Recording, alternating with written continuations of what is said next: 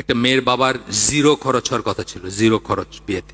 কত কঠিন করে ফেলছি আমরা, জমি জমা বেচা মানুষের খাওয়ায়া, তারপরেও খোটা, তারপরে যতদিন মানে চলতে থাকে এটা। আমাদের সিলেটে তো ইফতারের জন্য জমি বেচে গরিব বাবারা, ইফতারি পাঠানোর জন্য। বৎসরে বৎসরে রোজার সময় শ্বশুরবাড়িতে ইফতারি পাঠাইতে হবে, নাইলে মেয়ের ইজ্জত থাকবে না, মেয়েরে খোটা দিবে।